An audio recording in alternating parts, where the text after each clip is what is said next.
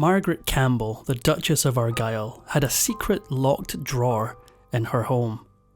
When her husband finally broke into it, the contents shocked him and the world.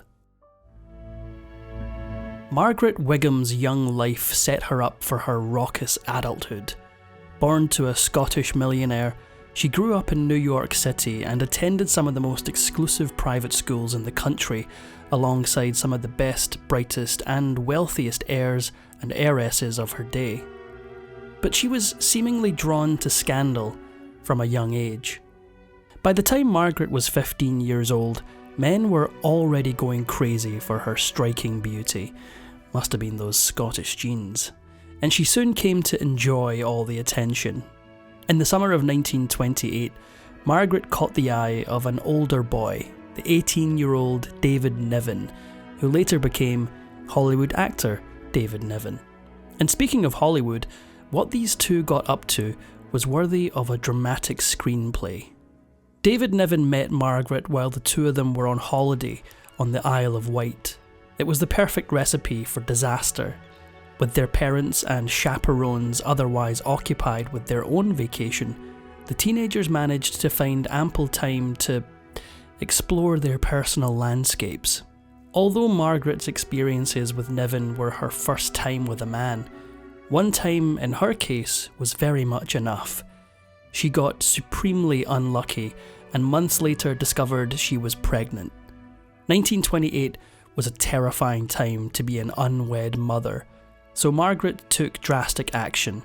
She told her parents all about her liaison with Niven and the pregnancy. As one maid who worked for the family put it, all hell broke loose at that point. Her father in particular was beside himself with rage, but as soon as they were over the initial shock, Margaret's parents knew exactly what they had to do. Her family was eminently respectable, and they couldn't have a whisper of their daughter's so-called disgrace.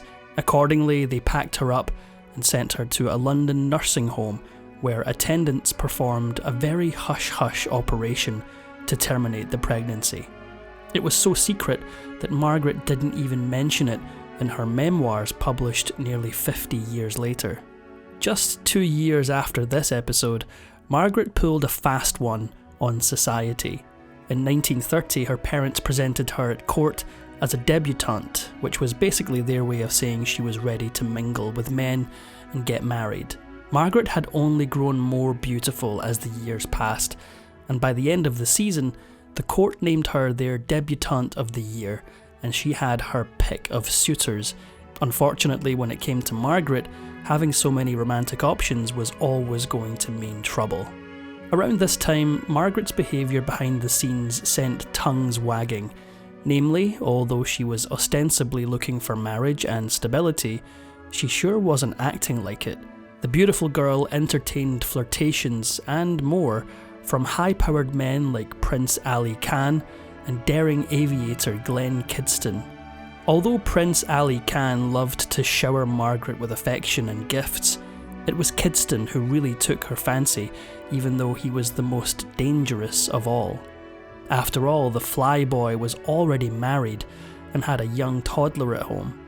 Still, Margaret dove in headfirst anyway, solidifying her reputation as something of a Helen of Troy.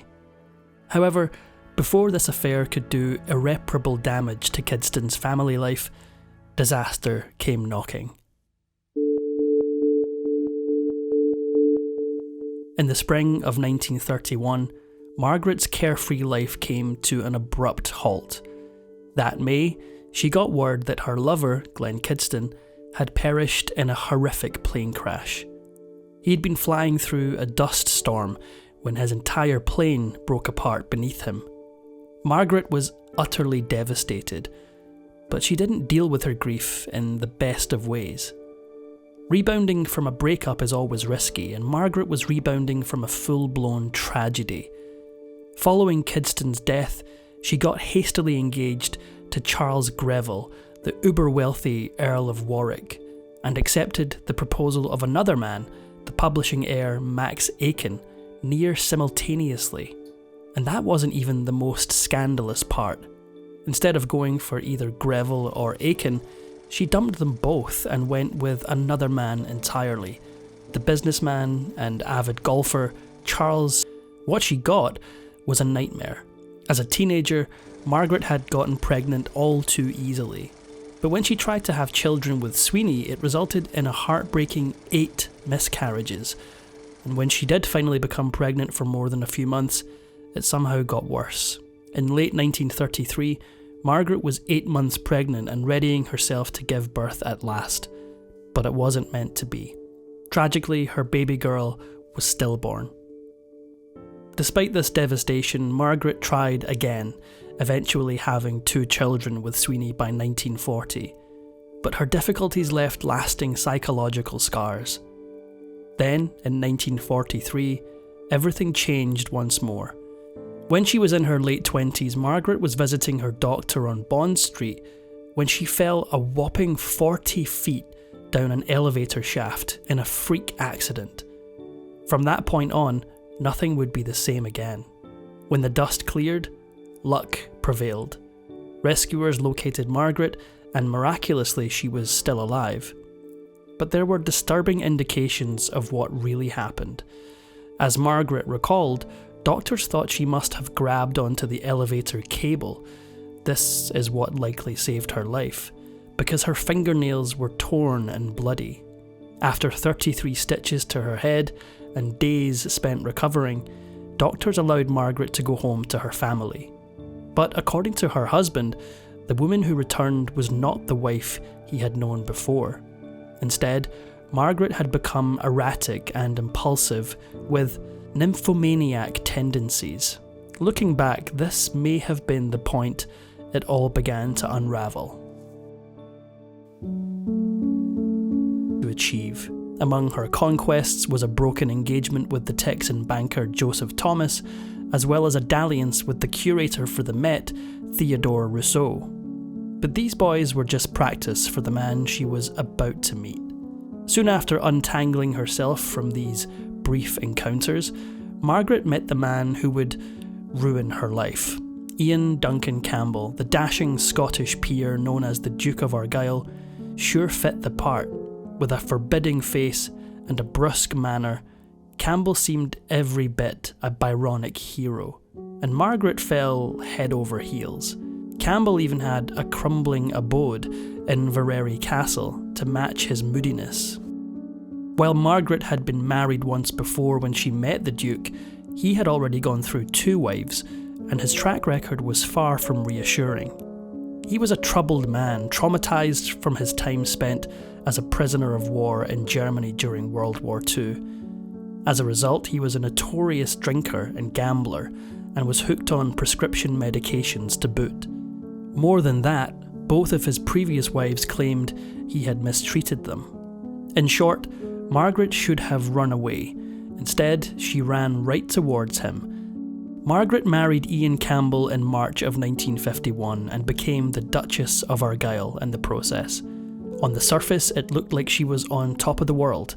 She was the belle of yet another society wedding, she had a title and a powerful husband, and people still considered her one of the best-dressed women in the world. But behind the scenes, she was already living a horror story. Marrying Ian Campbell was like signing a deal with the devil, and the Duke made sure Margaret knew it before the ink on their marriage contract was even dry.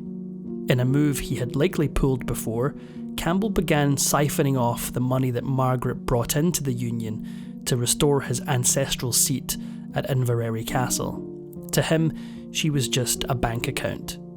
Then again, right around this time, Margaret went off the deep end herself. Traumatic elevator accident or not, Margaret's personality had always been odd. Even her friends thought she completely lacked a sense of humour, and she called herself a bird brain. As someone who self-identified as always vain, Margaret always cared much more about her beauty than anything else. Within just a few months of marrying the Duke, Margaret had already realised she'd made a mistake. She may have been one of the most beautiful women of her generation, but to the Duke, she was just another wife he could intimidate, push around, and demean. On top of that, Margaret was having further difficulty giving him a child, which didn't help matters. At the end of her rope, she came up with a diabolical plan. Reportedly, the Duchess began taking aim at the Duke's sons from his previous marriage, even going so far as to forge letters that claimed the boys were illegitimate. It was a failed ploy to safeguard her own power.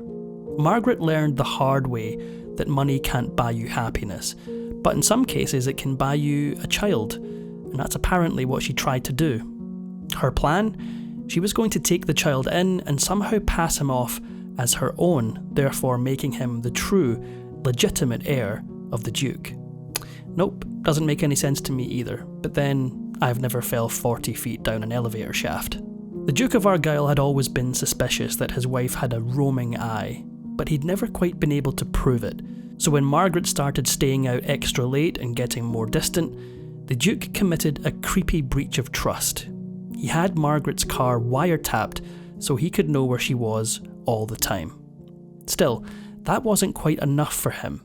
His next idea would be the couple's downfall. Starting in the late 1950s, the Duke of Argyll had enough of waiting for his wife to get home. Plus, there was another disconcerting sign. Margaret had a locked drawer in their home, and his dark fantasies about its contents drove him mad. So one day, while she was away in New York and he had ample time to sit and get more paranoid, he called a locksmith and asked him to break into it. Years ago, if you'll remember, Margaret's first husband, Charles Sweeney, claimed that her fall down an elevator shaft had fundamentally changed her personality and turned her into a nymphomaniac. The contents of her locked cupboard revealed the whole sordid truth.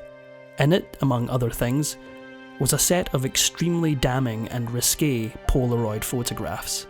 To describe these Polaroids in a video like this, which is supposed to be educational and not salacious, is a Herculean task. After all, some of the photographs depicted intensely intimate positions with Margaret completely undressed, and although her face was usually obscured, the Duke could recognise her by one telltale sign: her favourite necklace made up of 3 strings of pearls.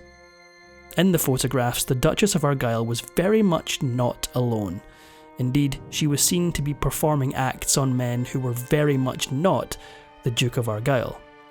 Frustratingly enough, and key to everything that followed, the men's faces were often out of frame, making them impossible to identify. Upon finding this evidence, the Duke of Argyll turned right around and started divorce proceedings against Margaret. In his court papers, the Duke accused Margaret of sleeping with no fewer than 88 men over the course of their marriage. With this, the floodgates opened. In light of her husband's allegations and jaw-dropping evidence, Margaret couldn't just sit back and take it. Instead, she accused him of a heinous act. In a countersuit, she claimed that the Duke had been unfaithful too, but not with just anyone. She claimed he had slept with her own stepmother, Jane Corby Wigham. Margaret seemed poised to take the Duke down with her, but on the very day of her hearing about his infidelity, she couldn't find a witness and had to drop her case. Over the 4 years that Margaret and her Duke were facing off against each other in court, the press speculated wildly about all of Margaret's sins, dubbing her the Dirty Duchess. Because Margaret's private stash of photos was now public evidence, newspapers of the day got a full view of the single most infamous snap in Margaret's collection. One where she was kneeling down in front of a headless man.